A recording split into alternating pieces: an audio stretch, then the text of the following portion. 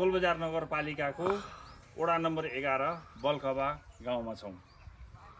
यो बल्कबा बजार हो र बल्कबा बजारदेखि ठ्याक्कै उत्तरपट्टि यो मैनावती नदी उकास जग्गा छ र यो नदी किनारमा यहाँ दलित सुकुम्बासी मुसहर बस्ती बसेको छ। यहाँ खरका झुप्राहरू देखिन्छन्।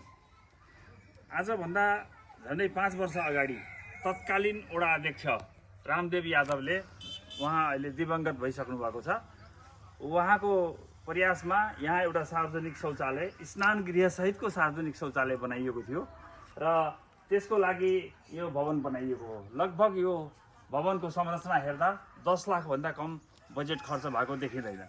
तर यसको उपयोग हेर्नुहोस्, यो एक दिन पनि प्रयोगमा आएन। 10 लाख भन्दा बढी बजेट खर्च भयो तर एक दिन पनि प्रयोगमा आएन।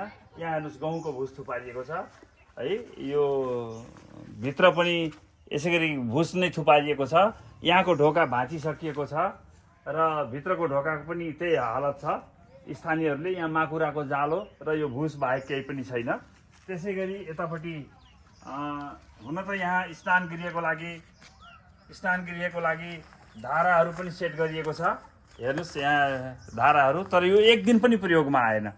भित्र हेर्नुहोस्, उहाँ ढुङ्गा, इँटा, बालुवा चाहिँ थुपारिएको छ। यहाँनिर यो गहुँको भुस थुपारिएको छ है। र बाहिर हेर्नुहोस् यस्तो छ। यो 10 लाखको भौतिक संरचना, बजेट त खर्च भयो तर एक दिन पनि प्रयोग आएन। के भौतिक संरचना खडा गर्नु मात्रै विकास हो त? मानिसको चेतना स्तर विकास नभएको स्थितिमा भौतिक संरचनाको कुनै उपयोग नहुँदो रहेछ। त्यो स्थिति यहाँ देखिन्छ र यो निरर्थक छ। यो बालुवामा पानी खर्याए जस्तो यो विकास भयो। एउटा वडा अध्यक्ष मरेर गइसक्नु भयो, अर्को वडा अध्यक्षले यसलाई यो भुसहरू सफा गरेर यसमा ढोका लगाएर यो सार्वजनिक शौचालयको रूपमा सञ्चालन गर्न सकिन्थ्यो नि। तर यो छैन। यो 10 लाख रुपियाँको यो कुनै चाहिँ यो प्रयोग भएन, यो उपयोगविहीन भयो र यो सरकारको पैसा त्यसै खर्च गयो। यस्तो विकासले है समाजलाई कहाँ पुर्याउँछ, देशलाई कहाँ पुर्याउँछ, राष्ट्रलाई कहाँ पुर्याउँछ?